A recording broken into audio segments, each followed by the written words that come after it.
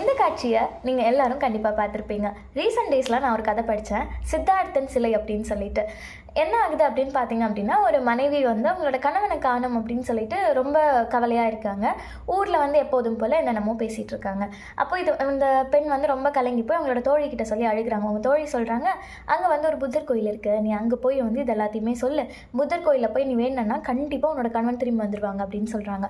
இந்த பெண்ணும் போயிட்டு புத்தர்கிட்ட போயிட்டு என்னென்னலாம் சொல்லணுமோ எல்லாமே சொல்லிவிட்டு விளக்கேற்றி வச்சு சாமி கும்பிட்றாங்க. அப்போ திடீர்னு ஒரு வாய்ஸ் கேட்குது, என்னம்மா உனக்கு புத்தி, நான் வந்து அன்பு நெறிப்புக்கிட்ட வந்தேன், ஆனால் நானே வந்து என்னோட மனைவியையும் அப்புறம் என்னோட அன்பான மகனையும் வந்து விட்டுட்டு வந்திருக்கேன். அப்படி இருக்கப்போ நீ உன்னோட கணவனை பிரிந்த சோக கதையை வந்து என்கிட்ட சொல்கிறியே, உனக்கு என்னம்மா புத்தி அப்படின்ற மாதிரி ஒரு குரல் கேட்குது.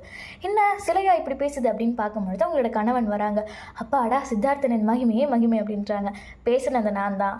அப்புறம் சித்தார்த்தனுக்கு வந்து பார்த்தீங்க அப்படின்னா, அவர் நம்ம உலகத்தில் இருக்கக்கூடிய எல்லா இடத்துக்கும் நல்ல நெறிகளப்புக்கிட்ட வந்திருக்காரு. அவர் கடவுள் கிடையாது, அவரை கடவுளாக்கி வச்சிருக்கிறது தீமையிலும் தீமை. ஏன் அப்படின்னா, அவர் கடவுளாக இருந்து நம்மளோட கவலைகள் எல்லாத்தையும் கேட்டு அது மூலியமாக கூலி பெறதுக்காக அவர் வரலை, அவர் நல்ல நெறிகளப்புக்கிட்ட வந்திருக்காரு அப்படின்னு சொல்லிட்டு அந்த கதையில் வந்து சொல்லி முடிக்கிறாங்க.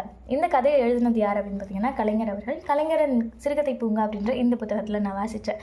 என்ன விஷயம் அப்படின்னு பார்த்தீங்க அப்படின்னா, நம்ம எப்போவுமே நல்ல நெறிகளை புகட்ட வந்தவங்களோட நெறிகளை தான் வந்து எடுத்துக்கணுமே தவிர அவங்கள கடவுளாக்கக்கூடாது.